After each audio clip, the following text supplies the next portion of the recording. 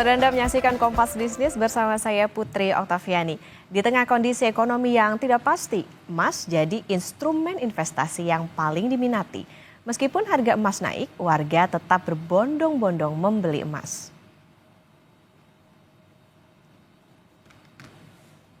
Ini adalah antrean pembelian emas di butik emas Logam Mulia Antam Pulau Gadung, Jakarta Timur. Untuk mencegah antrean mengular dan pembeli kecewa karena kehabisan, Antam berikan kuota 200 orang per hari. Setiap pembeli juga hanya diperbolehkan membeli 3 keping emas per harinya. Ibnu, salah satu pembeli, bilang memilih instrumen emas untuk berinvestasi karena kondisi ekonomi yang tak pasti. Kan harga emas lagi mahal ya Pak ya, kenapa milih untuk tetap beli emas? Karena memang emas itu kan salah satu sarana investasi yang bisa melindungi nilai atau proteksi nilai dalam jangka menengah panjang. Nah, karena situasi ke depan sepertinya tidak stabil di tengah krisis ekonomi dan internasional juga, maka emas menjadi salah satu pilihan baik untuk proteksi atau lindung nilai. Tapi dengan harga yang tinggi ini berarti tidak keberatan ya Pak untuk tetap beli komoditas emas, nggak nunggu harganya turun dulu gitu? Enggak ya, karena ke depan itu bisa lebih tinggi daripada harga saat ini. Maka walaupun di tengah tingginya harga saat ini, tetap bagus untuk membeli emas karena ada prediksi atau kemungkinan akan bisa naik lebih tinggi lagi. Tidak hanya di Jakarta, di Pangkal Pinang, Kepulauan Bangka Belitung, usai Lebaran permintaan emas dan logam mulia meningkat tajam. Habis libur Lebaran ya. Habis libur Lebaran itu kita masuk di tanggal 8. Di tanggal 8 itu kita udah banyak yang ngantri kayak gitu, khususnya di emas batangan kayak gitu. Dari habis Lebaran kan itu kenaikannya agak sedikit anomali ya gitu ya. Agak naik turun kayak gitu. Itu memang sih nasabah jadi akhirnya takut tuh, agak ragu gitu untuk megang uang cash kayak gitu ya istilahnya. Memegang uang cash, jadi mereka mengamankan lah sifatnya kayak gitu. Mengamankan dana mereka ke emas batangan kayak gitu. Analis emas Ibrahim Aswaibi bilang, harga emas logam mulia yang meroket disebabkan adanya perang dagang dan ketegangan antar negara di Eropa dan Timur Tengah. Meski potensial, Ibrahim menekankan emas merupakan instrumen investasi jangka panjang. Tapi harus diingat bahwa uang yang untuk membeli logam mulia kalau bisa adalah dana nganggur. Ya, jangan dana untuk operasional, ya pinjam ke orang, ya jual tanah atau yang lainnya.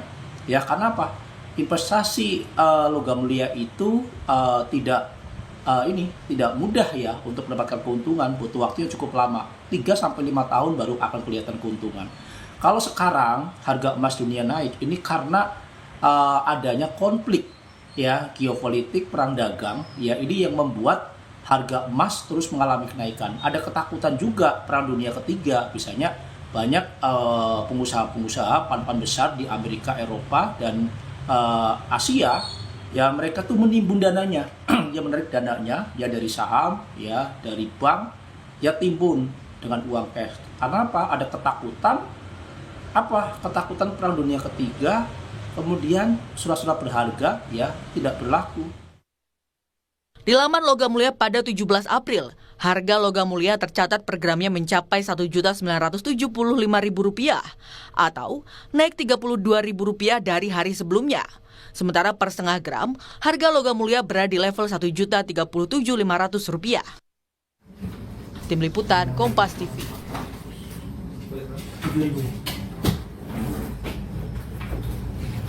Kondisi ekonomi tidak pasti, harga emas naik dan orang berbondong-bondong membeli emas. Apakah fenomena ini merupakan fenomena fear of missing out atau FOMO, atau justru ini menunjukkan kesadaran dan pengetahuan masyarakat terkait pentingnya berinvestasi di tengah ketidakpastian kondisi ekonomi global? Kita akan bahas bersama dengan Financial Planner Zap Finance, Mbak Prita Gozi, yang sudah bergabung di studio Kompas TV. Selamat pagi Mbak Prita, dan juga sudah bergabung melalui sambungan Zoom Ketua Umum Himpunan Psikologi Indonesia, Pak Andik Matulesi. Selamat pagi Pak Andik.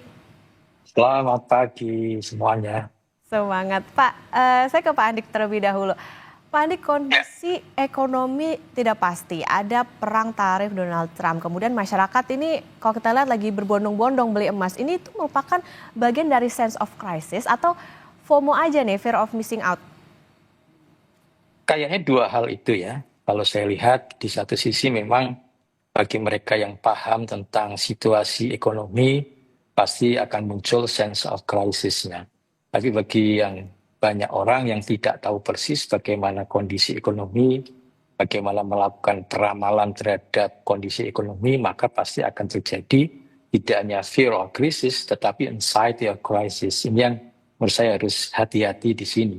Karena memang persoalan ekonomi itu kan menjadi tonggak dari seluruh persoalan. Jadi sumber persoalan psikologis pun itu sebenarnya dari persoalan-persoalan ekonomi. Pada saat kondisi ekonomi yang stabil tentunya tidak menimbulkan persoalan. Tetapi pada saat kondisi ekonomi tidak stabil, kondisi ekonomi pribadi dan keluarga tidak stabil, maka juga akan menimbulkan persoalan tersendiri yang akan memunculkan yang namanya fear of crisis atau anxiety of crisis. Nah, memang yang harusnya menjadi bagian penting adalah bagaimana kita memunculkan sense of crisis itu. Karena kalau kita lihat dari pengalaman-pengalaman yang lalu ya, kita kan juga pernah mengalami krisis-krisis yang seperti ini, bahkan mungkin lebih parah gitu ya. Tetapi dalam perjalanannya kita mampu kok menyelesaikan persoalan-persoalan itu. Artinya sense of crisis, kemudian fear of crisis tidak berhenti pada konteks kita kemudian berhenti takut saja gitu ya. Tetapi juga kita harus mampu untuk melakukan coping dan melakukan penyesuaian terhadap perubahan kondisi yang semakin cepat seperti ini. Oke, jadi kayaknya kalau sekarang trennya orang berbondong-bondong beli emas ada dua nih gitu kan. Ada yang memang karena mereka ya bisa dikatakan ada kondisi ketakutan tersendiri gitu dengan kondisi global, tapi juga ada yang FOMO. Tapi sebenarnya apa sih Pak Andik bedanya sense of crisis dengan FOMO itu tadi? Kalau sense of crisis itu kan sebenarnya lebih pada bagaimana kesadaran orang akan adanya perubahan, sehingga kemudian dia berusaha untuk menyesuaikan diri dengan perubahan itu. Tetapi kalau ketakutan itu kan sebenarnya ada yang rasional, ada yang irasional gitu ya. Ada beberapa ketakutan yang irasional, misalnya kondisi ekonomi itu akan tambah buruk gitu tanpa informasi yang memadai. Tapi kalau orang punya sense of crisis, dia punya informasi yang memadai, dia mencari berbagai informasi dari berbagai sumber, maka kemudian mereka lebih siap dalam menghadapi itu. Artinya investasi emas yang dilakukan mereka yang punya sense of crisis itu sebenarnya punya dasar yang kuat karena dia mengantisipasi problem yang nanti akan terjadi. Tetapi bagi yang fear of crisis atau anxiety of crisis, pokoknya beli aja, dia ikut-ikutan aja. Kalau yang lain beli emas ya dia ikut-ikutan saja untuk beli emas. Oke, ada yang beli-beli aja, yang penting punya dulu, tapi ada juga yang punya informasi, punya riset, dan lain sebagainya. Saya ke Mbak Prita deh, kalau gitu Mbak Prita, fenomena orang berbondong-bondong beli emas ini tuh lazim nggak sih? Kemudian kalau orang khawatir dengan masa depan mereka, kemudian kayak tadi sampai ngantri beli emas dan lain sebagainya, ini apakah fenomena seperti apa sih sebetulnya yang terjadi saat ini? Oke, seperti yang tadi saya sambung ya. Jadi kan ada orang yang memang sudah paham dan ada yang memang sebenarnya tidak paham, tetapi melihat semua orang melakukan itu, kayaknya kalau saya tidak melakukan itu saya jadi cemas gitu. Nah sekarang kalau dibilang fenomena ini wajar atau tidak? Oke, pertama hal ini wajar karena misinformasi, miskomunikasi dan pelajaran-pelajaran tentang keuangan ini levelnya berbeda-beda untuk setiap orang yang kita kenal dengan literasi keuangan. Nah, literasi keuangan ini membuat orang tuh ada yang memang sudah paham, dia harus tahu bagaimana. Jadi akhirnya pun misalnya dia membeli emas karena dia paham bahwa di dalam portofolionya itu kurang nih gitu porsi emas dalam alokasinya. Barangkali selama ini terlalu banyak di saham atau mungkin malah terlalu banyak di deposito sehingga dia menyeimbangkan dengan adanya emas. Makanya dia mungkin juga ikut membeli logam mulia. Tapi yang satunya lagi ini mereka yang mungkin tidak paham apa-apa, cuma taunya mesti beli emas gitu karena mau krisis, nggak percaya sama mungkin lembaga perbankan atau mungkin nggak percaya sama lembaga di pasar modal gitu ya. Sehingga akhirnya kita mesti pegang sendiri gitu asetnya. Aset apa nih bisa kita pegang sendiri? Nah, yang memang mungkin dibeli oleh setiap kalangan masyarakat kan ya emas. Kalau beli tanah modalnya besar. Sedangkan kalau beli emas ya mungkin modal sekian juta rupiah ya seseorang udah bisa punya 1 gram Dipegang emas. gitu ya? Betul. Jadi pada saat ternyata orang-orang berpendapat bahwa oh ini kok kayaknya makin khawatir, makin tidak ada ketidakpastian gitu ya. Kemudian juga bahkan waktu itu saya pernah lihat di televisi gitu, pejabat-pejabat mengatakan nih ilmu ekonomi udah nggak berlaku nih sekarang. Ya orang kan yang awam makin panik lagi ya sepertinya gitu. Sehingga akhirnya mereka beralih untuk membeli emas itu akhirnya. Oke, nah itu tadi ya, soal bagaimana literasi orang kan beda-beda. Saya ke panik-panik, berarti kalau sekarang dilihat ya, lebih banyak mana orang yang FOMO atau itu tadi orang yang udah tahu kalau misalnya sekarang sadar untuk berinvestasi? Kalau saya lihat sih banyak orang yang ikut-ikutan ya, banyak FOMO orang berarti yang ya Pak? ya banyak orang yang tidak tahu, tidak paham. Ini masalahnya memang kehati-hatian pemerintah di dalam memberikan informasi ke publik. Karena pada saat informasi itu tidak lengkap dan tidak punya dasar yang kuat, itu akan menimbulkan kepanikan gitu. Nah, pada saat orang panik, ini mungkin ini masih dalam proses yang bisa dikendalikan. Tapi suatu saat kalau informasi tidak segera diberikan, maka kepanikan yang luar biasa akan bisa ras itu. Semua orang akan melakukan membeli emas sehingga kemudian bisa saja uang tidak terputar karena semua dibeli emas saja. Yang lain tidak yang kepentingan lain, misalnya membeli tanah tadi atau membeli hal-hal yang lain tidak dilakukan oleh mereka.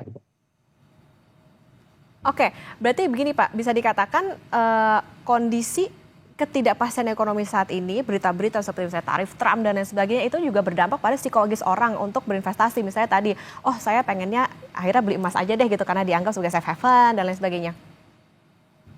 Ya memang khawatir itu kan reaksi alami ya. Setiap orang pada saat menghadapi informasi ketidakpastian, mereka pasti khawatir, mereka takut gitu. Persoalannya kekhawatiran itu tidak dikelola dengan baik. Kekhawatiran itu tidak kemudian dilakukan untuk melakukan literasi, mencari informasi, tetapi lebih berhenti pada ketakutan, ikut-ikutan aja. Dan kemudian informasi akan semakin liar kalau dia kemudian dikendalikan oleh media sosial. Dia percaya informasi yang muncul FOMO tadi, sehingga informasi yang dia dapatkan pada sumber yang salah atau sumber yang mungkin tidak memunculkan informasi yang memadai, maka juga akan semakin menimbulkan kekhawatiran. Itu tadi ya, harus punya sumber yang valid juga, jadi jangan sampai tergantung algoritma nih, kalau misalnya di media sosial algoritmanya bilang seperti ini terus kita langsung ngikutin.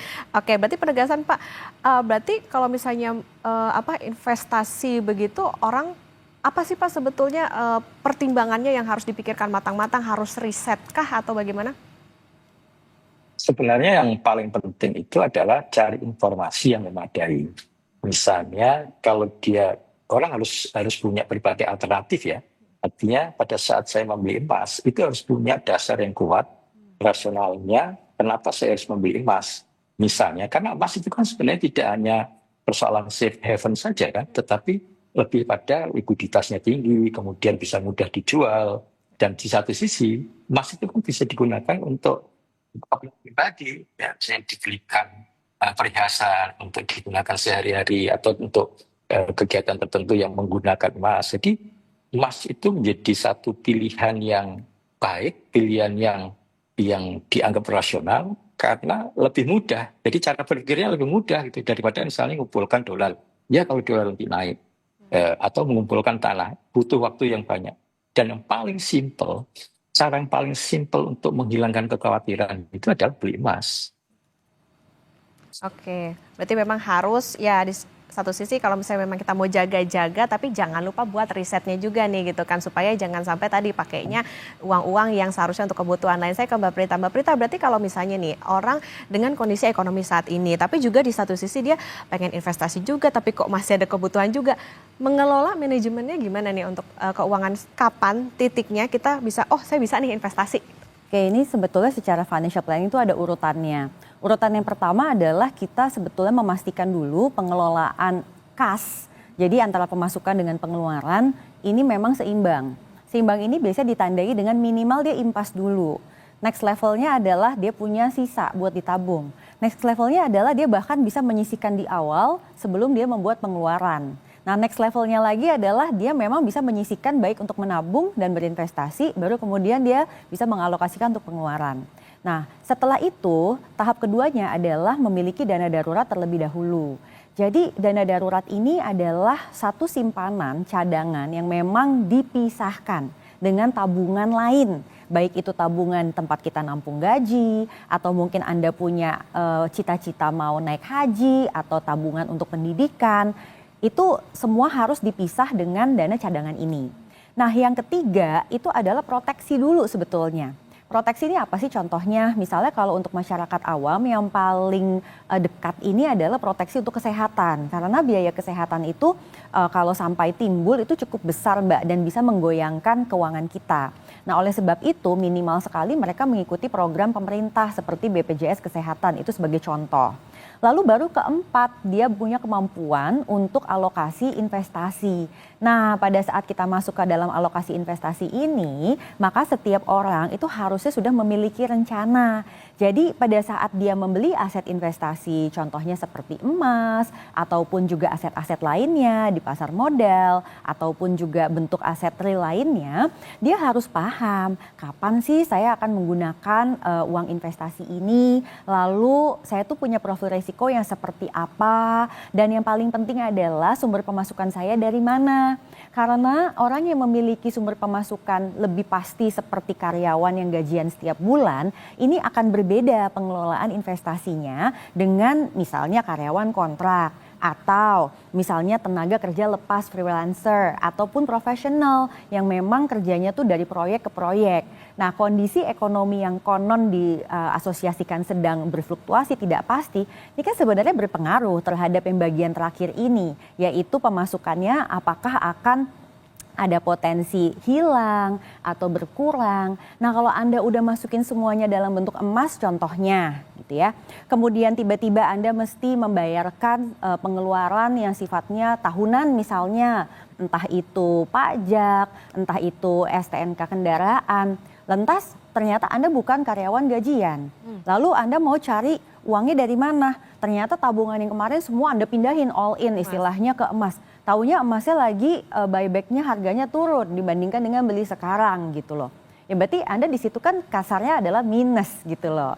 Nah, ini hal-hal yang patut dipelajari dan dipahami oleh setiap orang dari point of view financial planning. Oke, jadi memang ada porsinya ya Mbak Prita ya, harus tahu nih gitu untuk pengeluaran berapa, untuk investasi berapa. Ya ibaratnya lagi-lagi harus pakai duit dingin gitu untuk investasi itu tadi ya.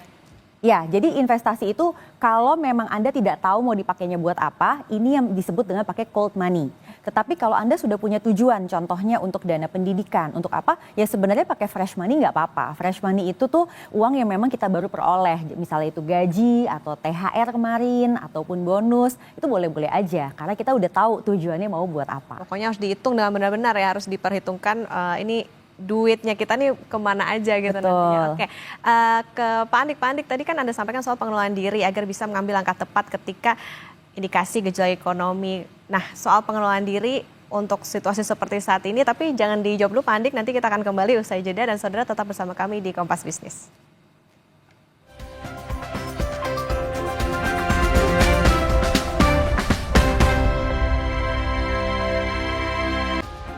Masih bersama di Kompas Bisnis Saudara, dan kita masih bersama dengan Financial Planner Zap Finance, Mbak Prita Gozi, dan juga Ketua Umum Himpunan Psikologi Indonesia, Pak Andik Matulesi. Pak Andik, kita lanjutkan lagi. Tadi kan Bapak sampaikan soal pengelolaan diri supaya bisa mengambil langkah tepat nih kalau ada gejolak atau indikasi gejolak ekonomi. Jadi sebetulnya gimana sih Pak cara pengelolaan diri dalam situasi seperti saat ini supaya tadi jangan sampai FOMO dan juga harus punya pertimbangan ketika kita melakukan investasi? Yang pertama pasti tetap mencari informasi yang valid, informasi yang memadai, dan informasi yang terkini. Karena memang saya setuju tadi dengan Mbak Prita bahwa yang namanya investasi itu jangan mengambil jatah atau pengelolaan yang sudah ada gitu. Karena pada saat uang yang sudah ada digunakan untuk investasi, apalagi dalam kondisi kalau menganggap kondisi ekonomi yang tidak bagus, yang tidak bisa diramalkan, bisa saja ada pengeluaran-pengeluaran yang tiba-tiba yang kita tidak bisa menyelesaikan itu. Padahal itu penting, misalnya terkait dengan kesehatan. Jadi menurut saya nomor satu, tetap terinformasi, tetap mencari informasi yang memadai, yang valid, dan tentunya dari para ahlinya gitu. Jadi jangan sampai misalnya kita mendapatkan informasi dari orang-orang yang bukan ahlinya. Pada saat Mbak Prita memberikan informasi ini sebenarnya kan salah satu bagian penting dari edukasi pada masyarakat luas bagaimana mengelola keuangan. Yang kedua, saya lihat memang ada investasi itu seringkali dikatakan sebagai shortcut, ya mental shortcut ya. Jadi pokoknya informasi seperti ini tidak dikelola, tidak dikonfirmasi, kemudian langsunglah berinvestasi emas. Kalau teman-teman saya misalnya informasi emas lagi harga bagus, maka kemudian segera menggunakan itu, ya itu yang menurut saya tidak benar, karena pada saat mental shortcut itu dilakukan, maka tidak punya dasar rasionalitas, tidak punya dasar logika yang kuat gitu. Yang ketiga, yang penting lagi sebenarnya kita tidak boleh overthinking gitu. Karena bagaimana juga persoalan ekonomi itu pasti ada solusinya, pasti ada penyelesaiannya. Dan pemerintah pasti punya satu strategi, satu kebijakan untuk menyelesaikan persoalan ekonomi ini. Karena itu pasti akan berdampak pada masyarakat luas. Tiga hal itu yang menurut saya menjadi hal yang penting. Oke, balik lagi ya harus punya pertimbangan dan itu tadi kalaupun punya banyak informasi ya bukan berarti sesuatu yang baik tapi justru harus ada informasi tapi dari ahlinya yang benar-benar mengerti. Saya ke Mbak Prita. Mbak Prita, kalau sedang merasa ekonomi lagi nggak baik, sebetulnya mana sih porsi yang lebih banyak atau ada nggak berapa persen misalnya untuk pengeluaran, untuk investasi dan lain sebagainya itu? Oke, nomor satu saya jawab dulu, antara porsi investasi dengan porsi dana darurat, biasanya yang lebih besar adalah investasi. Dalam artian gini, dana darurat ini kan adalah dana simpanan cadangan yang memang kita pisahkan nih Mbak dengan tabungan lainnya. Secara umum yang dibutuhkan oleh setiap rumah tangga adalah 3 kali pengeluaran rutin bulanan. Jadi kalau rumah tangga ini misalnya punya pengeluaran rutin bulanan 10 juta rupiah, maka dana daruratnya paling tidak ada 30 juta rupiah dan ini bukan ditaruh di emas tetapi di tabungan biasa. Jadi ini benar-benar cash yang siap untuk langsung dipakai kalau sampai ada kondisi darurat. Nah, pada saat kondisi ekonomi sedang bergejolak atau bahkan mungkin cara dia mendapatkan penghasilan itu bukan dengan pekerjaan tetap, maka biasanya kami pakai angka 12 kali. Jadi alih-alih 30 juta sebenarnya target idealnya adalah 120 juta rupiah. Oke, bila mana ternyata dana darurat ini sudah terpenuhi, maka kita bergerak ke investasi. Jadi dia ini nggak gerak lagi Mbak, memang udah sampai di situ saja. Nah kalau investasi ini kan bebas Mbak sampai dengan plafon manapun ya terserah tergantung dari tujuan keuangan kita. Artinya kalau misalnya ada seseorang memiliki tujuan keuangan dana pendidikan anak untuk kuliah, di mana untuk kuliah ternyata mungkin zaman sekarang nih di PTN, jalur mandiri 30 juta per semester kali 8 semester itu kan sekitar berapa tuh 240 juta rupiah. Ya berarti kan ini aja udah pasti lebih besar kan, dari cuma 120 sekarang 240 misalnya kayak gitu. Jadi dia bisa punya investasi yang melebihi nominal dana daruratnya. Nah kalau pertanyaan yang kedua, Mbak untuk ngumpulin itu alokasi persentasenya seperti apa? Nah maka ini berbeda lagi, berarti pada saat dia memperoleh penghasilan, katakanlah penghasilannya 15 juta, karena kan tadi biaya hidupnya 10 juta ya. Dari 15 juta ini kita bagi paling nggak menjadi 3 lokasi nih, 3 pos. Kita sebutnya biaya hidup atau living, lalu gaya hidup atau kesukaan kita sebutnya playing, dan yang terakhir yang nabung investasi, dana darurat dan segalanya itu kita sebutnya saving. Nah biasanya porsi living ini ada 50%. Jadi kalau dari 15 juta mungkin diambil 7,5 juta ini sebenarnya buat biaya hidup. Jadi kalau dia tadi biaya hidupnya 10 juta ini agak kegedean, tapi nggak apa-apa. Jadi kita stretch misalnya 10 juta. Oke, berarti sisanya ada 5 juta nih, baginya gimana? Ya kita bagi lebih banyak buat saving instead of playing. Jadi mungkin dari 5 juta itu 3 jutanya buat saving, 2 jutanya untuk playing misalnya seperti itu. Nah dari 3 juta saving ini apakah orang ini mau mendahulukan dana darurat atau investasi dana pendidikan atau bahkan investasi dana pensiun, ya ini terserah orangnya Mbak. Tapi kalau saya boleh kasih saran, kalau seseorang dana daruratnya belum ideal, prioritasin dana darurat dulu. Lalu seseorang udah punya anak, berarti kan anaknya udah lahir, journey pendidikannya udah jalan. Tahun berapa udah mesti bayar uang sekolah, mesti bayar kuliah. Ya ini didahulukan sebelum pensiun, jadi ada urutannya gitu. Oke, nah Mbak Prita kalau misalnya nih, ada orang dengan penghasilan segitu udah dibagi-bagi segala macam. dia punya utang juga. Itu pembagiannya gimana? Singkat saja, Mbak Prita. Bagus pertanyaannya. Kalau tadi kan idealnya ceritanya bebas Ya, utang nih bebas gitu utang. ya. Tetapi kan faktanya di Indonesia ya berat lah kalau dengan penghasilan sekian tetapi tidak punya cicilan untuk rumah misalnya. Nah biasanya dari penghasilan tersebut katakanlah 15 juta rupiah kita ambil sepertiganya untuk bayar cicilan utang, cicilan KPR. Berarti kalau kita anggap di situ 30% ya mungkin sekitar berapa ya? Sekitar 4,5 jutaan lah gitu ya kira-kira dia pakai untuk bayar cicilan KPR. Berarti kan sisanya mungkin hanya sekitar 11 komaan ya. Nah berarti biaya hidupnya kayak tadi 10 nih anggap ya gitu. Ya berarti sisa buat nabungnya tinggal 1 jutaan dong. Ya memang begitu Mbak. Makanya biasanya kunci sukses orang yang mampu menabung dan investasi dengan jumlah ideal itu umumnya cicilannya sudah rendah. Rendah. Nah jadi Anda memang nanti mesti punya target nih keluarga-keluarga muda.